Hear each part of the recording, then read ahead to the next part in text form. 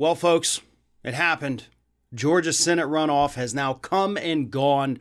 Votes are still being counted, and we are still, at the time of this recording, waiting on the results of Ossoff versus Perdue, but Ossoff had pulled out ahead. There's more Democratic area votes to count than there are Republicans, so it seems like Ossoff is going to take his. But Reverend Raphael Warnock did defeat Republican Senator Kelly Loeffler. So Loeffler is out, Warnock is in, and most likely Perdue is out and Ossoff is in.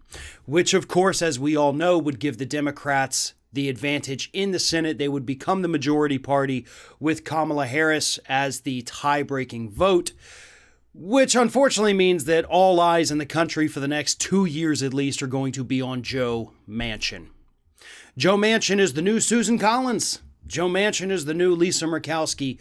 Joe Manchin is the swing vote that Democrats, unfortunately, are going to have to kiss up to in order to get him to go along with Democratic ideas instead of Republican ideas. That's the only downside to Democrats pulling out these wonderful victories in Georgia. And for the record, Stacey Abrams deserves most of the credit for this. Absolutely 100%.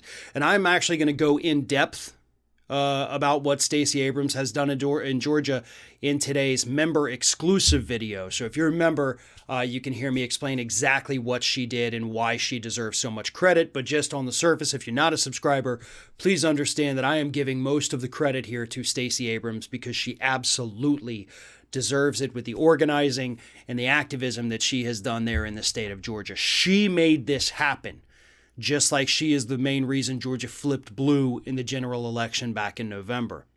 Now, on to what these victories actually mean for the Senate. It would mean 50-50 split, right?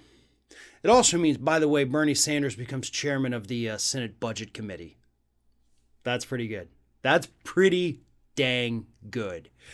Nevertheless, 50-50. So, anytime there is a vote that is strictly along party lines, the vice president has to come in and act as the deciding vote. Vice president, as we all know, is going to be former Senator, now Vice President Kamala Harris. She will be the tie-breaking vote. I don't think it's a mystery as to which side she is going to vote with, and that is why the Democrats would be considered the majority party, because they have the party that has the vice presidency. There's going to be a lot of deadlock.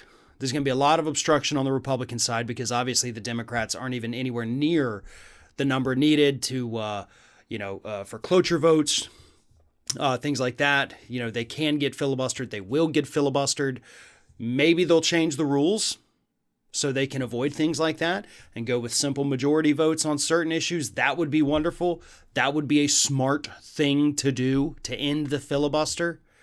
Otherwise, we're looking at 2 years of relatively little action, except, of course, on issues of budget, on issues of just kind of procedure. But we're not going to get any kind of real change because the numbers simply are not there. So for anybody thinking that this is a major transformative win for the Senate itself, unfortunately, it is not. Tribally speaking, sure. Yeah. Mitch McConnell no longer gets to be Senate Majority Leader. He is the Minority Leader. Schumer is going to take over as Majority Leader, most likely, unless there's some kind of coup inside the Democratic Party, which none of us see happening at all. So again, these victories are rather tribal. You know, the celebration of it is tribal. Let's be honest about that. The results, like what we're going to see come from the Senate, that's going to be up to those Democrats. And unfortunately, the fate of everything at this point could be in the hands of Democrat in name only, Joe Manchin. So I'm not super optimistic, but one thing I am optimistic about are those $2,000 checks that with a Democratic majority in the Senate, Democratic majority in the House, Democrat president, that absolutely, according to Biden himself, should become a reality. So let's hope, again, Ossoff has not solidified his win yet. So that still has to happen. Again, maybe by the time you're watching this, that has happened. Wonderful. Maybe it hasn't. Crap. So that's a wait and see moment. But hey, at least Loeffler, she can't do her insider trading anymore. And, it's all going to be outsider trading from this point forward. But that's good. It's good to get these corrupt individuals out of Congress.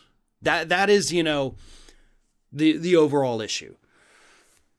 Very little doubt that Loeffler was corrupt. Very little doubt that Perdue was corrupt. More and more was emerging about him as the weeks dragged on here. So both of them deserve these losses. Both of them do not deserve to be United States senators. So at the very least, that in and of itself is a pretty big accomplishment.